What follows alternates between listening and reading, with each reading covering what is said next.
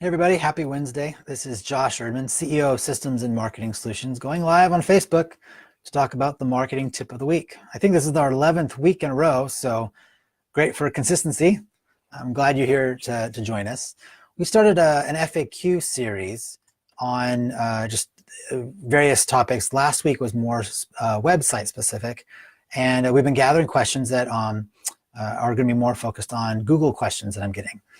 So to dive right in, one question that we get when people find out that we're an AdWords company, they have a question about their AdWords accounts and some of the problems they've been running into. And one of those common things is, my ads keep getting flagged for review. How do I fix this? Why are they getting flagged for review so often? And it reminds me kind of a story of the two smoking priests. One priest, they both enjoyed smoking, and they were trying to see if this was okay under the Vatican rules. So one priest mails to the Vatican asking for permission to smoke while praying.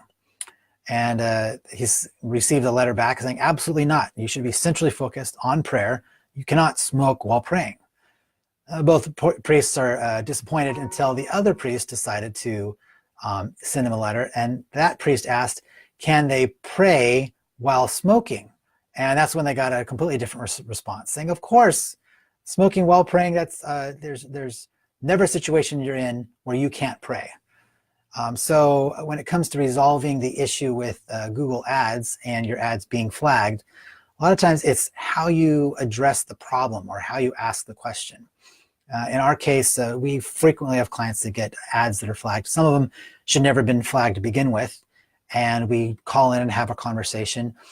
And sometimes the people that we're talking to are really held on to the letter of the law more than the reality of what's happening. They can see that the customer's not breaking policy, but they're not going to do anything. So we just thank them for their help, hang up, and then you can always try calling back again. You get a different person who might actually spend more time listening to your story.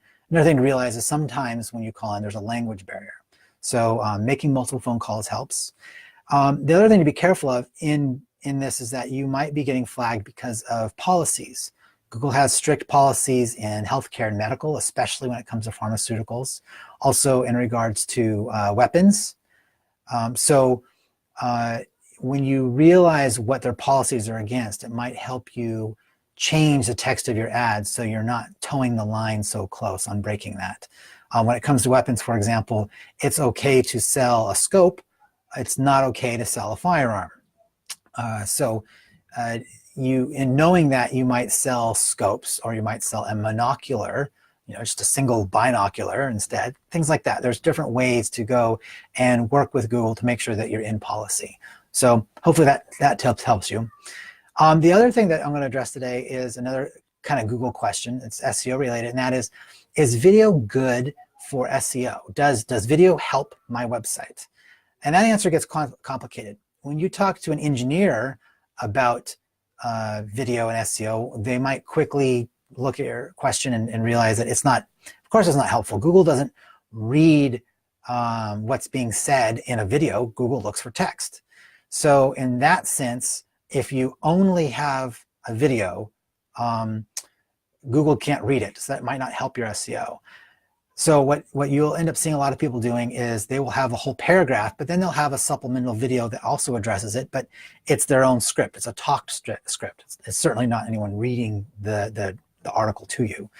But the other thing is that video helps your SEO in that Google also, if you're using Google Analytics, will also see time on site. It will, they see your bounce rate. So if you have a video on your front page or a video that is frequently visited by people that get to that page from a Google search, by having a video that's engaging, Google realizes that you have a larger time on site. You are engaging the audience, they're staying on longer. And having a video on your website in that case certainly can help your SEO. So we absolutely believe that video is important. That's why I'm recording these on a weekly basis. Video is valuable. It's a great way to connect to people, but it takes a lot of practice. And I'm sure you've seen our videos slowly improve over time as we're learning things. So practice out there, use your video, and then by all means, don't just put it on your website. You want to engage in multiple areas. Put your video in Facebook, put your videos in YouTube, for example, and try different links at the same time. Some videos, some social media networks give more weight and spread the word about video based on their length than others. So a 30-second video works really good in some areas, and a 2-minute video works great in others. So experiment with those. It varies based on network, but it also varies based on industry. What you want is not to mark your video specifically for the network you're trying to penetrate. First, try to be authentic. Make it fun and interesting. Tell a joke every now and then, and let the audience be the voice to that network that what you have is great, valuable content. So anyway, we're doing a lot when it comes to these FAQs. We have plenty more questions to answer for people. There's a lot of Google questions, so I'm going to be answering some more Google questions next week. Please, by all means, ask your questions. You can type right into this video. If you don't ask today, what we'll do is collate all those other questions that we're getting in this video and previous ones that we haven't answered yet, and bring those in next week. We're doing this FAQ series every Wednesday around 4 o'clock, and we're glad you can join us. And hopefully we'll see you again next week. Thank you very much.